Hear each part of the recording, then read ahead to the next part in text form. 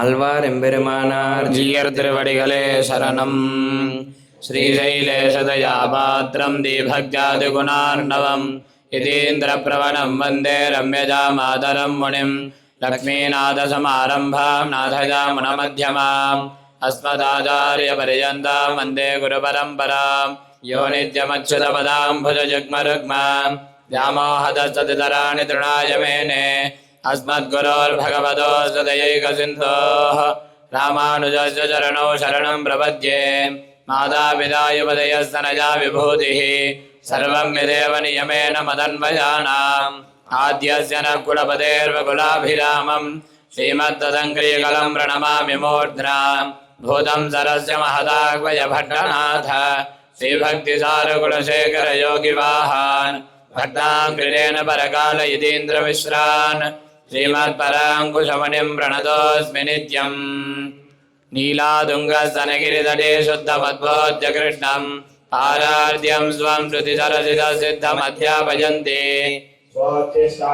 स्वजनिकलितं यामलाकृत्य भुङ्क्ते गोदातस्यै नमैदमिदं भोजयेवास्तु भोजः अन्नवयल्पुदवयाण्डालरङ्गर्के अन्नतिरुपाவை மல்வதியம் இன்னிசையால் பாடிக் கொடுத்தால் நற்பாமாலை பூமாலை சூடிக் கொடுத்தாலை சொல்லே சூடிக் கொடுத்த சுடர்கொடியே தொல்பாவை பாடியருள வல்ல பல்வலையாய் நாடினி வேங்கடவர்க்கென்ன விதி என்னையும் ஆத்தம் நாம் கடவா வண்ணமே நல்கு. ఓం నమో వెంకటేశాయ. మన బాలతిరుపతి క్షేత్రము అప్పనపల్లి శ్రీ బాలబాలాజీ స్వామివారి యొక్క దేవస్థానమునందు శ్రీ ధనుర్మాస శ్రీవ్రతమును అందరూ కూడా భక్తి శ్రద్ధలతో ఆచరిస్తూ ఉన్నాము. అందులో భాగముగా ఈరోజు 22వ రోజు యొక్క పాసుర తాత్పర్యమును తెలుసుకుంటూ ఉన్నాము. అంగన్మాన్యాలదరస அபிமான பங்கமாய் வந்தனின் பள்ளி கட்டிருக்கீழே சங்கமிருப்பார்வோல் வந்து தடை பெய்தோ கிங்கினி வாய் செய்த தாமரை பூ போலே செங்கன் சிரிச்சிறிதேயமேல் விழியாவோ திங்களும் ஆதித்யனும் எழுந்தார்வோல் அங்கனிரண்டும் கொண்டெங்கள் மேல் நோக்குதியே எங்கள் மேல் லாபம் இழிந்தேலோரெம்பாவாய். ఓం శ్రీ గోదాదేవికి నమః. ఇప్పటి వరకు కూడా గత 21 పాసురములలో అమ్మవారు చెప్పినటువంటి ప్రతి విషయములను అన్నిటినీ కూడా అనుభవించుచూ వచ్చాము. అలాగా నిన్నటి రోజున గోదా అమ్మవారు ఇంకా 5 లక్షల మంది గోపికలతో పాటు అలాగే నప్పిన్నయ్య అమ్మవారు కూడా అమ్మవారికి చెప్తూ ఉన్నారన్నమాట. స్వామివారిని ఎలా మేల్కొలిపితే బాగుంటుంది, ఎలాగ కీర్తిస్తే ఆయన ఆనందిస్తాడు, మనకు అనుగ్రహిస్తాడు అనేటువంటి కొన్ని చిట్కాలు చెప్పి అలాగే గోదామ్మవారు దాన్ని అనుసంధించి స్వామివారికి నిన్న సుప్రభాతమును చేశారు. అంటే అక్కడ అమ్మవారికి ఎలాగ కీర్తించారు, పెద్ద పెద్ద రాజులు గొప్ప గొప్ప రాజులుగా ఉండేటువంటి వాళ్ళే నిన్ను గెలవలేక నీ పాదముల దగ్గర పడి దండాలు పెట్టేసి గుంపులు గుంపులుగా నీ ఇంటి దగ్గరికి వచ్చేసి నీ అనుగ్రహం కోసం వేచేసి ఉన్నట్టే మేమందరం కూడా గోపికలం మేమందరం కూడా వచ్చున్నాము స్వామి మేల్కొనండి అని మేల్కొలిపారు. అప్పుడు ఇక్కడ గోపికలందరూ కూడా ఎలాగ ఉన్నారంటే అక్కడ శ్రీకృష్ణుడు ఈ మాటలంతా విని అలాగా మేల్కొంటూ ఉంటారనమాట. అంటే సడన్గా అట్లా ఆయన లేస్తూ ఉన్నప్పుడు అప్పుడు అమ్మవారు ఇలా చెప్తూ ఉన్నారనమాట. అంటే ఆయన శయన తల్పమునందు శయనించి ఉన్నారు. ఈ సుప్రభాత వాక్యములను వినంగానే స్వామివారు అలా మేల్కోవడం ప్రారంభిస్తూ ఉన్నారనమాట. అప్పుడు అలాగా ఆయన ఎంత సుందరంగా మేల్కొంటున్నాడో ఆ సుందరత్వాన్ని వదిలేస్తామేమో అని చెప్పేసి అమ్మవారు ఈ పాసురమును ఇక్కడ చెప్తూ వస్తున్నారనమాట. అంటే అంగన్మాన్యాల తరసర్ అభిమాన భంగమాయ్ వంద్ నిన్ పల్లిర్ కట్టిర్ కీలే అని చెప్తున్నారు. అంటే అంకన్మ అంటే అందముగా సుందరముగా ఉన్నటువంటి ఈ భూప్రపంచము అని అర్థం. జ్ఞాలం అంటే భూమి అని, అంగన్మ అంటే అందముగా సుందరముగా ఉన్నటువంటి భూమి అని. జ్ఞాలత్ అరసర్ అంటే ఈ భూప్రపంచములో పాలించేటువంటి రాజులు అని అర్థము. అభిమాన అంటే ఒక రాజుగా ఉన్నారంటే వాళ్ళు చాలా గొప్పవాళ్ళుగానే ఉంటారు. గొప్పవాళ్ళుగా ఉంటే తప్పనిసరిగా ఒక అహంకారం అనేటువంటిది తప్పనిసరిగా ఉంటూనే ఉంటుందన్నమాట. అంటే ఇక్కడ కాళిదాసు గారు మనకి రఘువంశంలో దిలీపుడి యొక్క గుణగుణాలని చెప్తూ ఉన్నారనమాట. జ్ఞానే మౌనం, క్షమ శక్తౌ, త్యాగే శ్లాఘే విపర్యయ అని చెప్పేసి, జ్ఞానం ఉన్న వాళ్ళకి మౌనం అనేటువంటిది ఉండదన్నమాట. అంటే నాకు ఒక 4 విషయం తెలిసిందంటే మౌనంగా ఉండరు. నాకు తెలిసిందని చెప్పేసి చెప్పుకుంటూ ఉంటారు. అలాగే క్షమా శక్తౌ, శక్తి ఉన్న వాళ్ళకి క్షమ అనేది ఉండదన్నమాట. అంటే నాకు బలం ఉంది, నేనెందుకు క్షమించాలి వాళ్ళని అని చెప్పేసి అంటూ ఉంటారు. తర్వాత త్యాగే శ్లాఘే విపర్యయ, అంటే ఒకళ్ళు ఏమైనా త్యాగం చేశారనుకోండి, ఒకళ్ళ కోసం మనం ఒక పని చేసి పెట్టామనుకోండి, దాన్ని ఊరంతా కూడా చెప్పుకుంటూ ఉంటారు. అలా చెప్పకుండా ఉండరనమాట. ఇటువంటి గుణాలంతా కూడా వ్యతిరేకమైనటువంటి గుణములు అయినా సరే, ఈ గుణములంతా కూడా దిలీప మహారాజు దగ్గర చూసేసరికి ఇవన్నీ కూడా కలిసి పుట్టాయేమో అని చెప్పేసి అక్కడ కాళిదాసు గారు దిలీపుణ్ణి కీర్తిస్తూ ఉన్నారనమాట. ఇక్కడ కూడా అంటే రాజులంటే సామాన్యంగా గొప్పవాళ్ళే. అటువంటి రాజులకి అహంకారం అనేబడేటువంటిది సామాన్యంగా అందరికీ ఉంటూనే ఉంటుంది. కానీ అభిమానం, ఇటువంటి అహంకారము భంగమాయి వందు, అంటే అహంకారాన్ని వదిలేసి భంగమును చేసి వందు వచ్చి నేను పల్లిర్కట్టిరికీలే, నీ యొక్క శగన తల్పము దగ్గరకి వచ్చేసి ఇక్కడ నిల్చొని ఉన్నారు. పల్లికట్ట అంటే శగన గది, కీలే అంటే అక్కడ స్వామివారి పైన పడుకొని ఉండగా వీళ్ళందరూ వచ్చేసి కింద అట్లాగా చేతులు కట్టుకొని అట్లా నిల్చొని ఉన్నారనమాట. అంటే మామూలుగా రాజులంటే ఇప్పుడు శ్రీకృష్ణుడు కూడా ఒక రాజునే, నేను కూడా ఆయనకి సమానంగా కూర్చోవాలనబడేటువంటి భావన కాకోకుండా అహంకారాన్ని పూర్తిగా విడిచిపెట్టి ఈయనే మనకి పరమాత్మ, ఈయనే మనకి అనుగ్రహించేవాడని చెప్పేసి ఆయన పైన ఉండగా ఆయన కింద అలాగా చేతులు కట్టుకొని నిల్చొని ఉన్నారనమాట. వాళ్ళు ఎలాగ వచ్చారంట? సంఘం ఇరుప్పారు పోల్, సంఘం అంటే గుంపు, సంఘం ఇరుప్పారు పోల్ వందు తలై పెయ్దోం, అంటే గుంపులు గుంపులుగా వచ్చేసి నీకు దండాలు పెట్టేస్తూ ఉన్నాము. వందు తలై పెయ్దోం అంటే నీ అనుగ్రహం కోసము వచ్చాము అని చెప్పారు. అలాగా వచ్చి నిల్చున్నారని చెప్పేసి శ్రీకృష్ణుడు అప్పుడప్పుడే అట్లాగా లేచి అట్లా కళ్ళు తెరుస్తూ ఉన్నారనమాట. మామూలు అప్పుడు దానికి అమ్మవారు ఇలాగ చెప్తూ ఉన్నారు, కింకిని వాయి చేద తామరై పూ పోలే, అంటే ఆయన కళ్ళు ఎలాగ తెరుచుకుంటూ ఉన్నాయంట అంటే కింకిని వాయి చేద, కింకిని అంటే భరతనాట్యము వాళ్ళు చేసేటువంటి ధరించేటువంటి గాజులు కొన్ని ఉంటాయి కదా, బాగా ఘల్ ఘల్ అంటూ ఉంటుంది, పెద్ద మణిలాగా ఉంటుంది. ఆ మణి యొక్క ముఖము కింకిని వాయి అంటే ముఖము, ఆ యొక్క ముఖం ఎలాగుంటుంది, అలాగ అర్ధచంద్రాకారంలో ఉంటుంది కదా, అలానే శ్రీకృష్ణుడి యొక్క కళ్ళు కూడా తెరుచుకునేటప్పుడు అలాగ ఆ మణి యొక్క నోరులాగా ఉంది అని చెప్పేసి చెప్తూ ఉన్నారు. తర్వాత తామరై పువ్వు పోలే, అలా తెరుచుకునేటప్పుడు స్వామివారి యొక్క కళ్ళు తెరుచుకునేటప్పుడు తామరై పువ్వు పోలే అంటే కమలములాగా ఉందంట చూడ్డానికి. మన పుష్కరిణిలో దొరికేటువంటి ఆ తామర పువ్వు ఎలాగుంటుందో అలా తామర పువ్వులాగా ఉందంట. అదే శంఖం చిరిచిరిదే, అంటే ఎటువంటి తామర అంటే తెల్ల తామర అనుకోవాలా, ఎర్ర తామర అనుకోవాలంటే ఇక్కడ చెప్తున్నారు శంఖం చిరిచిరిదే, ఎర్రగా ఉన్నటువంటి తామర పువ్వు చిరిచిరిదే, మెల్లిమెల్లిగా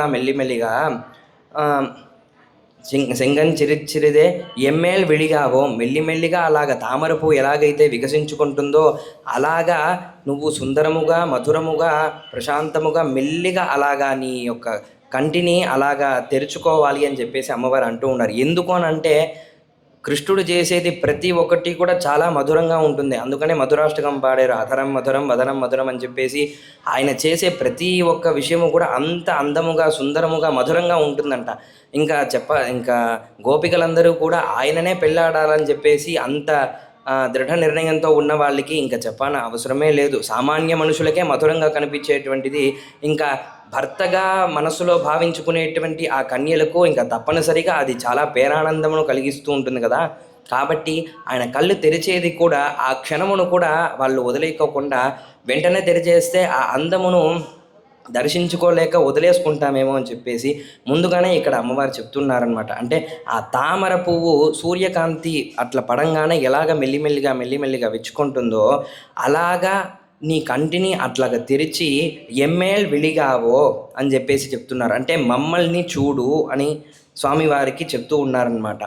అలా కళ్ళు తెరుచుకున్న తర్వాత స్వామివారి యొక్క దృష్టి ఎలాగ తగులుతుందంట అంటే తింగళం ఆదిత్యను మెలుందారు పోల్. ఒకేసారి సూర్యుడు చంద్రుడు రెండూ కూడా ఉదయిస్తే ఎలాగ ఉంటుందో అలానే తింగళం అంటే చంద్రుడు, ఆదిత్యగణం అంటే సూర్యుడు, ఎళుందారు పోల్ అంటే ఉదయించినప్పుడు ఎలా ఉంటుందో అంగన్ తింగల్ எழுந்தார் పోల్ అంగన్ ఇరెండుం కొండు ఎంగల్ మేల్ నోక్కుదిగేల్.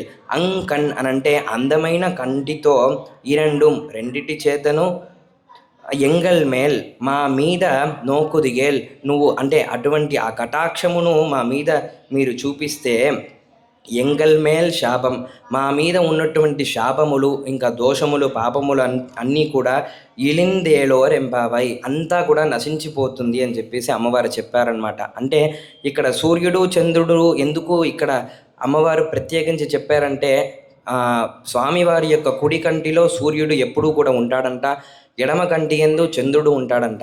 అందుకనే మన ప్రతిష్టాది కార్యక్రమాలు చేసేటప్పుడు కొత్త బింబాన్ని ప్రతిష్ఠించేక ముందు ఆ మూర్తికి నయనోన్మీలనం అని చెప్పేసి చేస్తూ ఉంటారు. అంటే కళ్ళు తెరవటము అని అర్థము. అలా కళ్ళు తెరిచేటప్పుడు కుడి కళ్ళని తెరిచేటప్పుడు సూర్యుడిని, ఎడమ కంటిని తెరిచేటప్పుడు చంద్రుడి యొక్క సంబంధించినటువంటి మంత్రములతో తేనె ఇంకా నెయ్యితోనూ ఆ నయనోన్మీలనాన్ని చేస్తారనమాట. ఇలాగా ఇటువంటి విషయాలనంతా కూడా గుర్తించి, అంటే సూర్యుడి యొక్క తాపం వలన మనకి ఆ దృష్టి ఆ స్వామివారి యొక్క కటాక్షము మన మీద పడేటప్పుడు సూర్యుడి యొక్క లక్షణం ఏమిటిది? మామూలుగా దహించేది కాబట్టి మన పాపములంతా కూడా దహింపబడిపోతుందంట. ఇంకా చంద్రుడి యొక్క లక్షణం ఏంటిది? చల్లగా చూసుకోవడము. కాబట్టి ఈ పాపములంతా కూడా మనకి దహించిపోయిన తర్వాత మన శరీరం నుంచి మనల్ని చల్లగా ఆనందముగా ఉంచాలి స్వామి అని చెప్పేసి దీంట్లో అంతరార్థకంగా అమ్మవారు ఇక్కడ సూచించుతూ ఉన్నారనమాట. ఇదే సంఘటన మనకి మహాభారతంలో కూడా జరిగింది. అంటే ఎందుకు వీళ్ళందరూ కూడా మంచము యొక్క కింద స్వామివారి యొక్క చూపు తగిలేటట్టుగా కూర్చొని ఉన్నారంటే, మహాభారతంలో కూడా అంటే ఆ యుద్ధము జరగబోయే ముందు వీళ్ళకి ఇది వీళ్ళు తరపున వీళ్ళు యుద్ధం చేస్తారని చెప్పేసి ఒక టీం లాగా విభజన చేసేసుకున్నారనమాట. దాని తర్వాత కృష్ణుడు ఎవరి వైపున యుద్ధం చేస్తారనబడేటువంటి ప్రశ్న అట్లాగే ఉండిపోయింది. ఇంకా అందరూ కూడా మాట్లాడుకుంటున్నారు కృష్ణుడు ఎవరి వైపు అని చెప్పేసి. అందరికీ తెలిసినా సరే అంటే పాండవుల వైపే కృష్ణుడు ఉన్నప్పటికీ ప్రత్యేకించి అంటే ఒక విషయాత్మకంగా నిర్ధారించలేదు. అంటే కృష్ణుడు వీళ్ళ వైపునే యుద్ధం చేస్తాడని చెప్పేసి. అందుకని చెప్పేసి ధర్మపుత్రుడు ఏం చేశాడు? అర్జున్ని పంపించాడు. ఎంత మనకి సుహృదుడైనప్పటికీ శ్రీకృష్ణుడిని మనం వెళ్ళి వేడుకుంటేనే ఆయన మనకి అనుగ్రహిస్తాడు. కాబట్టి అర్జున నువ్వు వెళ్ళి కృష్ణుడిని ప్రార్థించు అని చెప్పేసి అర్జునుడిని పంపిస్తున్నాడు ఇక్కడ ధర్మపుత్రుడు. ఇక్కడ మన శకుని ఉండేసి దుర్యోధనుని పంపిస్తున్నాడు. శ్రీకృష్ణుడిని మాత్రం వదిలేయద్దు, ఆయన యొక్క అనుగ్రహం మనకి తప్పనిసరిగా కావాల్సింది, ఆయన సహాయం లేకపోతే మనం ఈ యుద్ధంలో గెలవలేమని చెప్పేసి దుర్యోధనుడు అర్జునుడు ఇద్దరూ కూడా ద్వారకకి బయలుదేరారు. ఇక్కడ విషయం ఏంటిదంటే దుర్యోధనుడు కొంచెం ఆలస్యంగానే ద్వారకకి వస్తున్నాడు, కానీ అర్జునుడు ముందుగానే ద్వారకకి వచ్చేసి ఇప్పుడు అమ్మవారు ఎలాగైతే శ్రీకృష్ణుడి యొక్క దర్శనానికన్నా ముందు వాళ్ళ యొక్క పరివార గణములందరినీ కూడా సేవించుకొని తర్వాత కృష్ణుడిని వచ్చి సేవించారో, ఇక్కడ అర్జునుడు కూడా వసుదేవుని, దేవకిని, ఇక బలరాముని వీళ్ళందరినీ కూడా దర్శనం చేసుకొని వాళ్ళందరి దగ్గర అనుమతిని తీసుకున్న తర్వాతనే కృష్ణుడి దగ్గరికి వెళ్తూ ఉన్నాడనమాట. కానీ దుర్యోధనుడు వచ్చాడు ద్వారకకి రాగానే అట్లాగే భగవద్ దర్శనానికి వెళ్ళాలని చెప్పేసి అట్లనే కృష్ణుడిని చూడ్డానికి అని చెప్పేసి కృష్ణ భవనానికి వెళ్ళిపోతాడనమాట. అందుకు ముందుగా దుర్యోధనుడు కృష్ణ భవనానికి వచ్చేస్తాడు.